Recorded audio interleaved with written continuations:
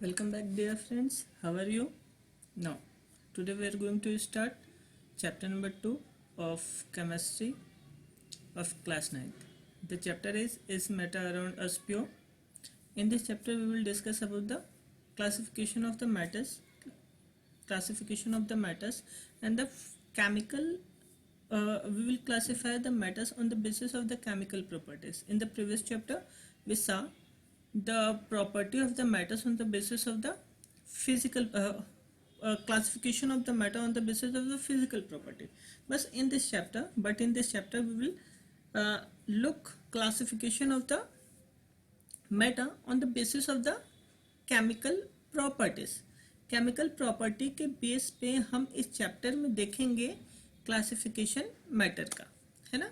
तो चलिए हम इस चैप्टर को स्टार्ट करते हैं। जैसा कि आपको मालूम है कि जो मैटर है ना, मैटर क्या होता है। पहले तो क्वेश्चन है व्हाट इज मैटर।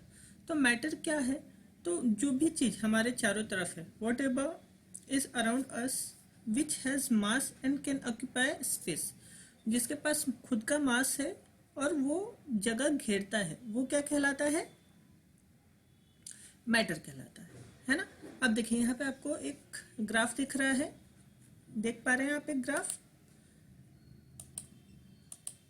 यहाँ पे आपको दिख रहा है ग्राफ, इसमें लिखा है एवरीथिंग, जो भी आपके चारों तरफ है, what ever is around you.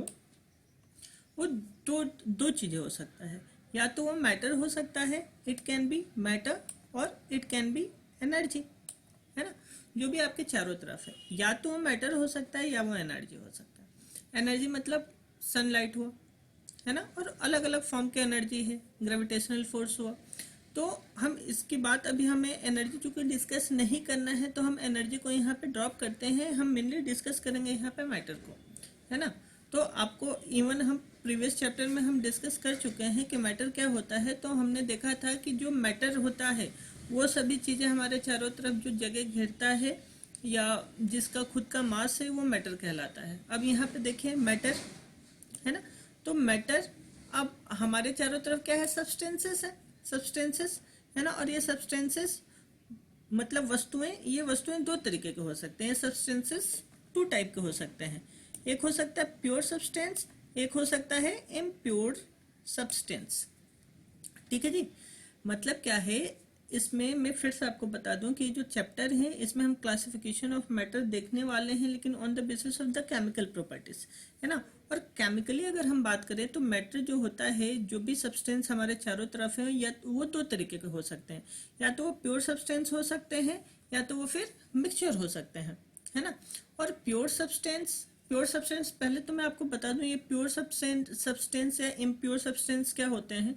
तो प्योर सब्सटेंस वो जिसमें एक ही टाइप के एटम्स, वो सब्सटेंस जो एक ही टाइप के एटम से बने हैं, वो प्योर सब्सटेंस कहलाते हैं, है ना।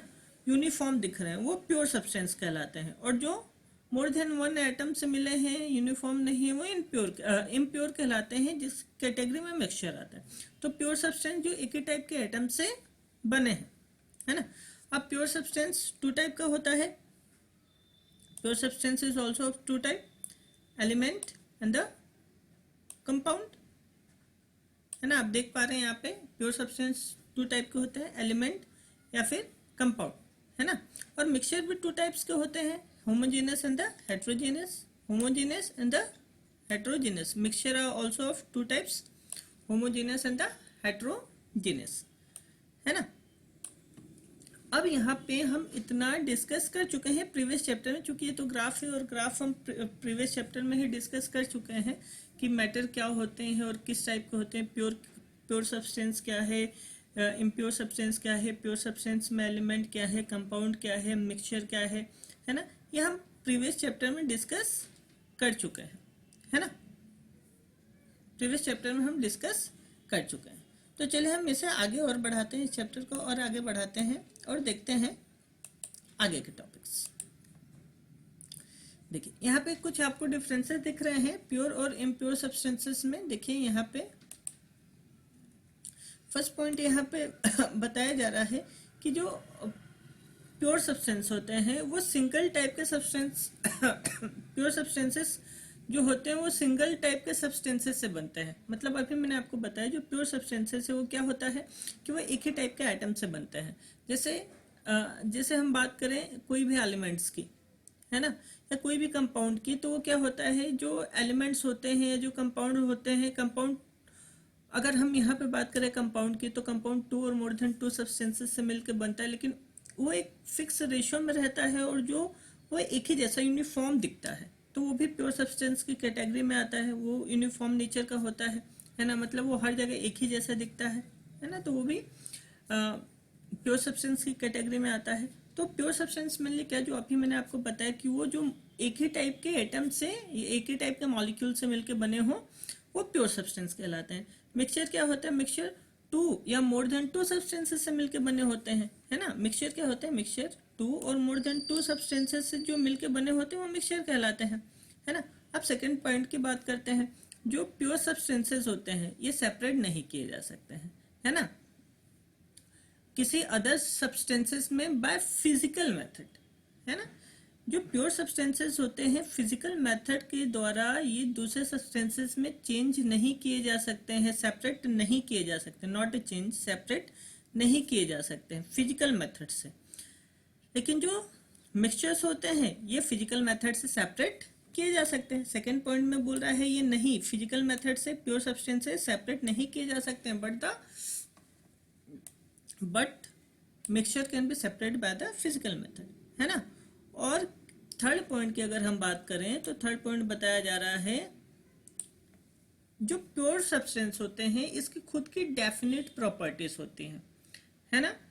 प्योर सब्सटेंस होते हैं इसकी खुद की डेफिनेट प्रॉपर्टी होती है, लेकिन जो मिक्सचर्स होते हैं इनकी जो प्रॉपर्टी होती है इनके कंपोनेंट्स की होती है। मतलब क्या है, प्योर सब्सटेंस जो होता है वो एक ही टाइप की प्रॉपर्टी शो करता है, उसके पूरे पूरे सब्सटेंस की खुद की एक प्रॉपर्टी होती है ना।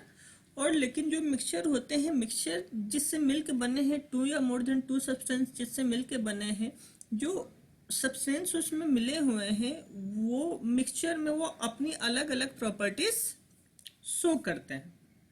तो मिक्सचर की क्या होती है, मिक्सचर की खुद की प्रॉपर्टी नहीं होती है, मिक्सचर की कंपोनेंट्स की प्रॉपर्टी होती है, मतलब जिससे वो मिलके बने हुए हैं उनकी प्रॉपर्टी होती है। लेकिन प्योर सब्सटेंस की खुद की एक डेफिनेट प्रॉपर्टी होती है। हाँ जी, प्योर सब्सटेंस की क्या खुद की डेफिनेट प्रॉपर्टीज होती हैं। चलिए फिर हम आगे की तरफ मूव करते हैं। अब देखिए यहाँ पे आपको एक पॉइंट दिख रहा है कि element are made of one kind of atoms only, है ना। एलिमेंट क्या होता है, एक ही टाइप के एटम से मिलके बने होते हैं। लेकिन जो compound are made of one kind of molecules only, लेकिन जो कंपाउंड होते हैं वो क्या होते हैं, एक काइंड के मॉलिक्यूल से मिलके बने होते हैं।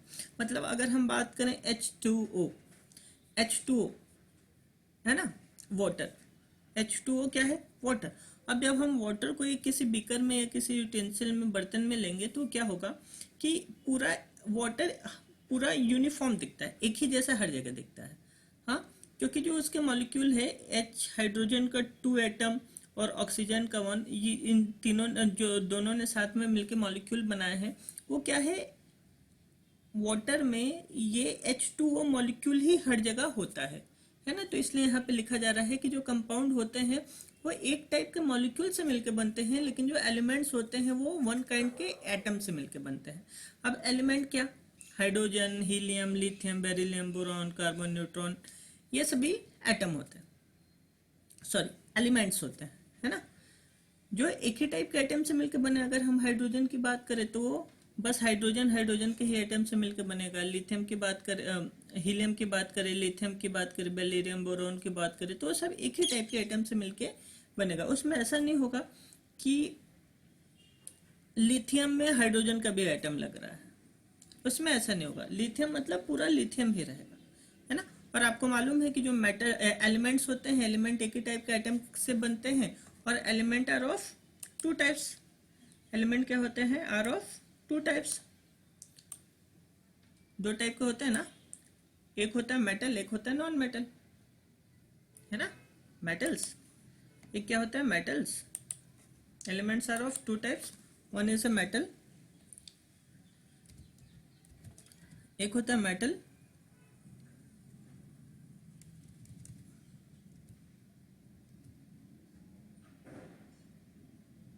एक होता है मेटल और एक होता है नॉन मेटल, है ना। तो ये आपको मालूम होगा। मालूम क्या होगा, हम पीछे ये पढ़ चुके हैं। तो चलिए हम बात करते हैं कि एलिमेंट जो होते हैं टू टाइप के होते हैं, एक होता है मेटल, एक होता है नॉन मेटल, है ना।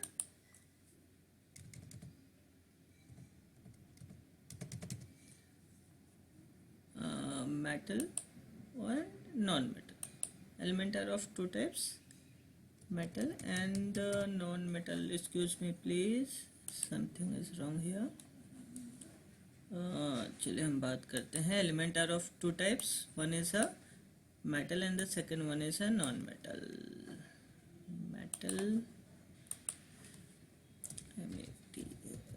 metal and the second one is non-metal, है ना। ये हम पढ़ चुके थे पीछे, नॉन मेटल, नॉन मेटल। तो हमने बात की एलिमेंट जो होते हैं टू टाइप के होते हैं, मेटल और नॉन मेटल, है ना। और एलिमेंट क्या होते हैं, ये वन टाइप के एटम से मिलके बनते हैं। जबकि कंपाउंड्स क्या होते हैं, are you looking here compounds, आप यहाँ पे देख सकते हैं कंपाउंड,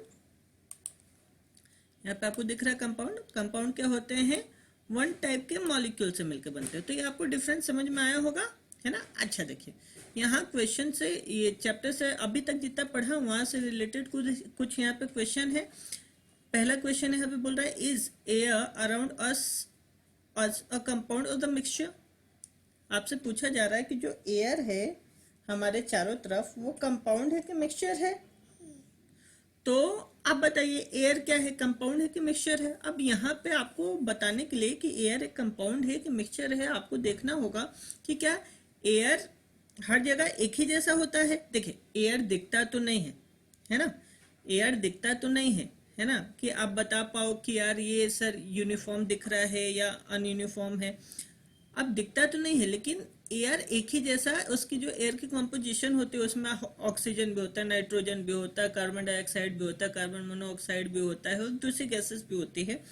तो एयर हर जगह एक ही जैसा है क्या, हर जगह सिमिलर है क्या, हर जगह ऑक्सीजन भी इक्वल है, नाइट्रोजन भी इक्वल है, कार्बन डाइऑक्साइड इक्वल है। एयर हर जगह इक्वल नहीं है ना।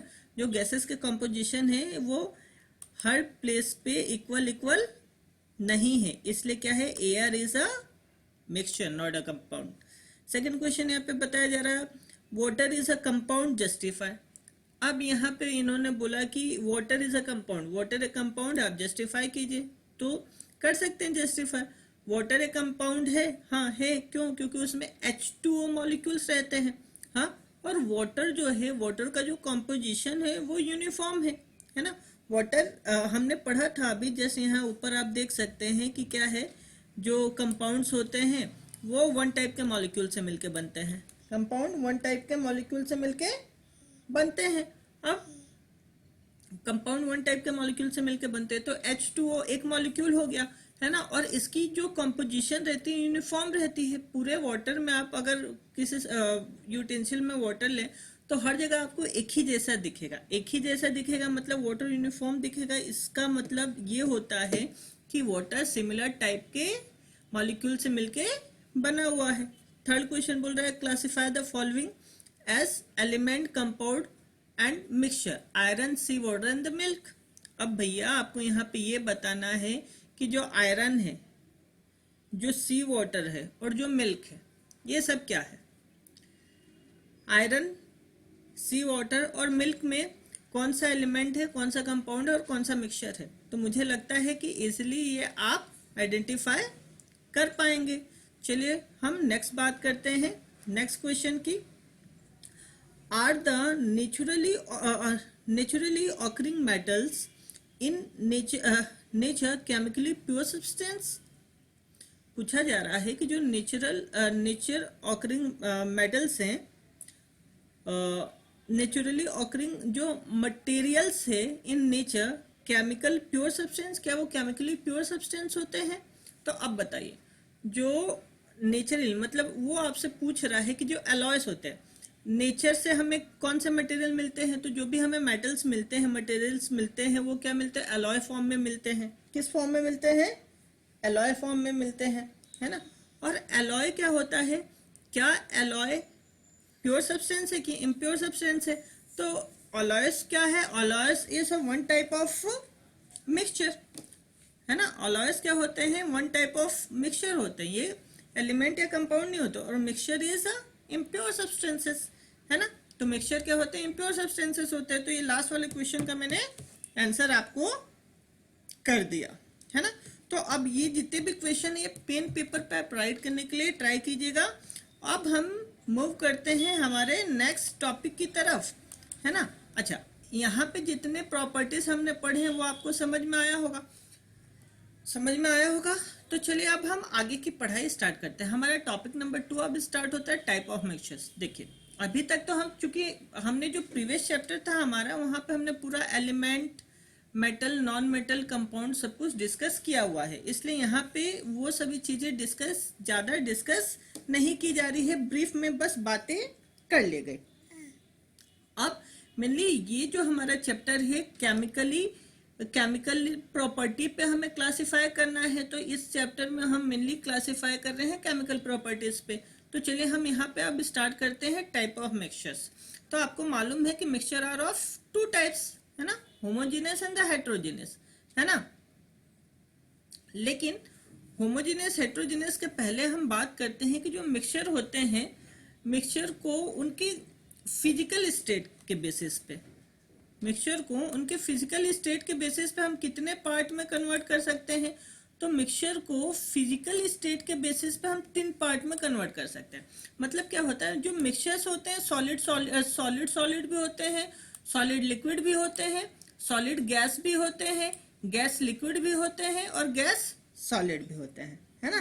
तो मिक्सचर ये टाइप के होते हैं। यहाँ पे आपके सामने कुछ एग्जाम्पल लिखा है, जैसे सॉलिड मिक्सचर का एग्जाम्पल यहाँ पे आपको दिख रहा है, सॉल्ट एंड शुगर, है ना। लिक्विड सॉलिड का दिख रहा है मर्क्यूरी एंड द कॉपर, है ना। गैस और सॉलिड का दिख रहा है हाइड्रोजन गैस है और पैलेडियम सॉलिड होता है ना। तो ये 3 यहाँ पे एग्जांपल। अब लिक्विड सॉलिड का सॉल्ट एंड वाटर, है ना। लिक्विड सॉलिड का एग्जांपल क्या है, सॉल्ट एंड वाटर, है ना।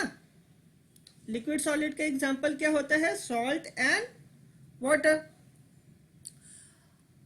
लिक्विड का alcohol and water, and gas और लिक्विड का ऑक्सीजन एंड वाटर, है ना, क्योंकि आपको मालूम है कि वाटर में ऑक्सीजन रहता है। अब गैस सॉलिड का डस्ट, जो डस्ट पार्टिकल वो सॉलिड है और एयर गैस है।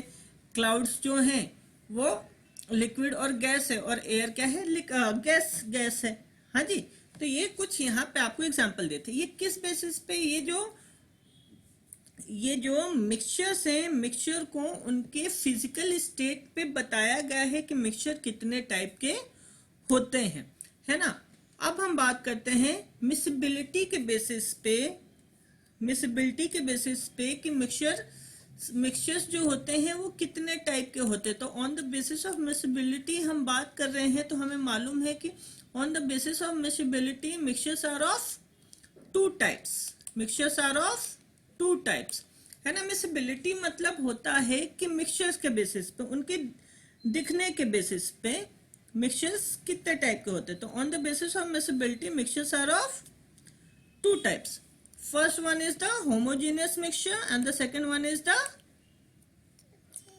homogeneous mixture and the second one is the heterogeneous mixture. Homogeneous mixture and the heterogeneous mixture, है ना।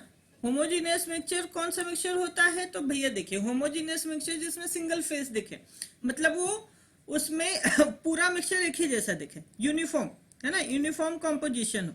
और हेट्रोजीनियस मिक्सचर जो मोर देन 2 फेजेस में हो, 2 फेज में हो या 2 से ज्यादा फेज में हो, मतलब दो अलग अलग चीजें दिख रही हैं या 2 से ज्यादा अलग अलग चीजें दिख रही हैं, तो हेट्रोजीनियस मिक्सचर। होमोजेनियस मिक्सचर क्या होता है, यूनिफॉर्म कॉम्पोजिशन मिक्सचर होता है ना। जबकि हेट्रोजेनियस मिक्सचर क्या होता है, अनयूनिफॉर्म कॉम्पोजिशन होता है। जैसे जितने भी सॉल्यूशंस होते हैं, है ना, वो होमोजेनियस मिक्सचर के अंडर में आते हैं। जितने भी सॉल्यूशन होते हैं वो होमोजेनियस मिक्सचर की कैटेगरी में आते हैं, और हेट्रोजेनियस की कैटेगरी में जो एयर है, सैंड है, कॉमन सॉल्ट है, या वो सॉल्यूशन जो यूनिफॉर्म ना दिखे, है ना, वो हेट्रोजीनियस सॉल्यूशन में, हेट्रोजीनियस मिक्सचर में आते हैं। जैसे तो जैसे अगर हम बात करें कि सॉल्यूशन, सर आपने बताया कि सभी सॉल्यूशन होमोजीनियस के अंडर में आते हैं, तो इसमें फिर आप सॉल्यूशन की कैसे बात करें हेट्रोजीनियस में? तो हेट्रोजीनियस में अगर हम बोलें कि जैसे हम बात करें कि अगर हमारे पास वाटर है, उसमें ऑयल गिर गया, है ना, वाटर में ऑयल गिर गया तो वो मिक्स नहीं होता है ना, तो वो हेट्रोजीनियस में, क्योंकि यूनिफॉर्म नहीं दिखता है ना, वो यूनिफॉर्म नहीं दिखता है, तो वो क्या हो गया, हेट्रोजीनियस मिक्सचर हो गया। ठीक है, अब देखिए फिर से यहाँ तक आपको समझ में आया। On the basis of physical ground, on the basis of miscibility, हमने देखा कि जो मिक्सचर होते हैं फिजिकल ग्राउंड में तीन टाइप के होते हैं, solid solid, liquid liquid, gas gas, solid liquid, liquid solid, liquid gas. और मिसिबिलिटी के बेसिस पे होमोजेनियस मिक्सचर होता है और हेट्रोजेनियस मिक्सचर होता है ना। अब देखिए यहाँ पे भी कुछ क्वेश्चन फॉर्म किए गए हैं आपके लिए।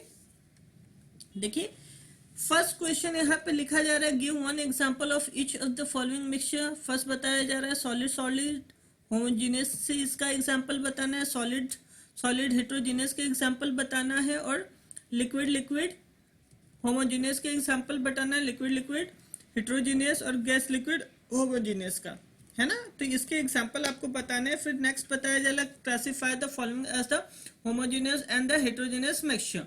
तो यहाँ पे कुछ आपको नीचे एग्जांपल्स दिए हुए हैं, जैसे सोडियम क्लोराइड HCl जैसे आप लोग बोलते हैं, एंड द वाटर, है ना। अब इसका मिक्सचर जब बनेगा तो क्या होगा, होमोजेनियस होगा या हेट्रोजेनियस होगा। ग्लूकोज और वाटर, इसका मिक्सचर कैसा होगा, होमोजेनियस होगा या हेट्रोजेनियस होगा। सैंड एंड वाटर, इसका मिक्सचर कैसा होगा, और एयर का मिक्सचर कैसा होगा। तो ये आपको बताना है, और मुझे लगता है आप इजीली बता पाएंगे, है ना, इजीली बता पाएंगे, है ना।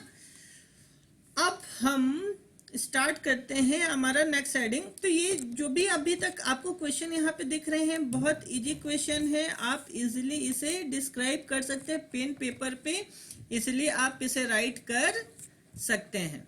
ठीक है जी। तो अब हम हमारे नेक्स्ट हेडिंग पे मूव कर रहे हैं। हमारा नेक्स्ट हेडिंग है separation of component of a mixture. देखिए जैसा कि हमने पढ़ा था कि जो कंपाउंड्स होते हैं, कंपाउंड को फिजिकल प्रॉपर्टी से सेपरेट नहीं किया जा सकता है। कंपाउंड्स जो होते हैं, compound can not be separate by the physical properties, लेकिन जो मिक्सचर्स है, मिक्सचर को फिजिकल जो मेथड्स होते हैं, फिजिकल मेथड से सेपरेट किया जा सकता है ना, है ना। अब देखिए यहाँ पे बताया जा रहा है, यहाँ पे एक लाइन लिखा है कि जो होमोजेनियस मिक्सचर होते हैं कैन बी सेपरेटेड, सेपरेट, है ना, वो सेपरेट किए जा सकते हैं, है ना। अब यहाँ पे कुछ एग्जाम्पल, कुछ मेथड्स बताए गए हैं। कुछ सिंपल मेथड है जैसे हैंड पिकिंग, है ना, स्विमिंग और विनोविंग, है ना। ये तो कुछ जनरल डेली लाइफ में यूज होने वाले मेथड्स है ना, जो हम घरों में भी यूज करते हैं, मम्मी उम्मी यूज करते हैं, ये सभी, है ना। अब हम देखते हैं कुछ यहाँ पे स्पेशल टेक्निक्स, जो स्पेशल कुछ टेक्निक्स है उसकी हम यहाँ पे बात कर लेते हैं। तो देखिए यहाँ पे स्पेशल टेक्निक्स में फर्स्ट बताया जा रहा है evaporation. First heading is evaporation. Evaporation में क्या होता है कि देखिए एक मिक्सचर होता है, उसे इवोपरेशन में वैसे सॉल्यूशन को लेते हैं, जो क्या होता है, ऐसे मिक्सचर को लेते हैं जो क्या होता है, जिसमें एक जो पार्ट हो मिक्सचर का, जो एक जो सब्सटेंस हो वो इवोपरेट होने लायक हो, है ना। एक सब्सटेंस इवोपरेट होने लायक हो और दूसरा इवोपरेट ना हो। जैसे यहाँ पे एग्जांपल आप देख सकते हैं, सॉल्ट एंड वाटर या शुगर एंड वाटर, है ना। इसमें क्या होगा कि जो वाटर है, वाटर की प्रॉपर्टी क्या होती है, वाटर को 100 डिग्री सेल्सियस पे हीट किया जाए तो वो क्या हो जाता है, इवोपरेट हो जाता है ना। वाटर को 100 डिग्री सेल्सियस पे हीट किया जाए तो वो क्या हो जाता है, इवोपरेट हो जाता है ना। तो इवोपरेशन मतलब कि इसे सॉल्ट और वाटर का मिक्सचर लेके उसे हीट करेंगे तो 100 डिग्री सेल्सियस पे वाटर क्या होगा, इवोपरेट हो जाएगा और हमें जो सेकेंड जो सब्सटेंस है वो हमें मिल जाएगा। फिर बताया जा रहा है सेंट्रीफ्यूगेशन, है ना। सेंट्रीफ्यूगेशन जो होता है ये क्या होता है? सेंट्रीफ्यूगेशन आप देखें तो सेंट्रीफ्यूगेशन ना मेनली बहुत सारे मेथड में यूज़ किया जाता है। मेनली लेबोरेटरीज में यूज़ किया जाता है ना। जो हमारे डेयरी प्रोडक्ट है वहाँ पे यूज़ किया जाता है और हमारे घरों में भी यूज़ किया जाता है। सेंट्रीफ्यूगेशन में क्या होता है कि जो जो जो सॉल्यूशन होता है, सॉल्यूशन में जो सेंट्रीफ्यूगेशन करते हैं तो जो डेंस पार्टिकल होते हैं वो नीचे बैठ जाते हैं, जो लाइट डेंस पार्टिकल होते हैं ऊपर आ जाते हैं और उन्हें इजीली सेपरेट किया जा सकता है। जैसे क्या होता है कि जैसे हम जब दही से मक्खन निकालते हैं तो उसे सेंट्रीफ्यूगल मेथड से किया जाता है ना। उसे मथा जाता है, जिससे क्या होता है मक्खन ऊपर आ जाता है और इसलिए हम उसे सेपरेट कर पाते। तो सेंट्रीफ्यूगेशन मेथड जो होता है वो जब हम कोई सॉल्यूशन ले और उसमें कोई सॉल्यूशन का जो सॉल्यूट या सॉल्वेंट का पार्टिकल जो कोई पार्टिकल उसमें लेस डेंसिटी वाला हो और एक हाई डेंसिटी वाला हो, तो उस मेथड में उस सॉल्यूशन में हम सेंट्रीफ्यूगेशन मेथड को यूज़ करते हैं। जैसे कुछ यहाँ पे एग्जांपल है, butter from the curd, fine mud particles separated in the water etcetera. फिर हम नेक्स्ट जो हमारा हेडिंग है वो है डीसेंटेशन। डीसेंटेशन या जो डीसेंटेशन जिसे फनल मेथड भी बोलते हैं, इसमें क्या होता है ऐसा सॉल्यूशन लेते हैं जो एक दूसरे से सेपरेट उनकी डेंसिटी के अकॉर्डिंग वो एक दूसरे में मिक्स नहीं हो पाते हैं, वो सेपरेट ही रहते हैं। जैसे एक अच्छे से एग्जांपल यहाँ पे मेंशन है ऑयल और वाटर का। इसमें क्या होता है कि दोनों की अलग अलग लेयर बन जाती है। तो इसमें क्या होता है कि फनल मेथड से ऑयल को अलग बिकर में ले सकते हैं और वाटर को अलग बिकर में ले सकते हैं। सब्लिमेशन मतलब क्या होता है? सब्लिमेशन मेथड में एक ऐसा सब्सटेंस होना चाहिए जो सबलाइन हो, है ना, जो डायरेक्ट सॉलिड स्टेट से गैसेस स्टेट में कन्वर्ट होता है, तो उसे हम सब्लिमेशन मेथड में यूज करते हैं। तो सब्लिमेशन में जो एक सब्सटेंस होता है सबलाइन होता है उसे लेते हैं जो डायरेक्ट सॉलिड से गैसेस स्टेट में कन्वर्ट हो जाता है ना। और इसका एक एग्जांपल लिखा है कैम्फर फ्रॉम द सॉल्ट। ठीक है जी। अब फिर बता रहा है क्रोमेटोग्राफी, है ना। क्रोमेटोग्राफी जो होता है ये क्या होता है? ये एक डिफरेंट टाइप का मेथड है। इसमें जैसे इंक से अलग अलग इंक में अलग अलग सब्सटेंसेस होते हैं, उसे सेपरेट करने के लिए यूज़ किया जाता है। तो यूज़ किया जाता है मेथड क्रोमेटोग्राफी। इसमें क्या होता है कि एक वाइट पेपर है, वाइट पेपर पे मान लीजिए हमने ब्लैक एक इंक लगा ली, है ना। ये जैसे मान लीजिए यहाँ पे वाइट पेपर पे हमने एक ब्लैक इंक लगा ली और इसे एक स्पेशल टाइप का क्रोमेटोग्राफी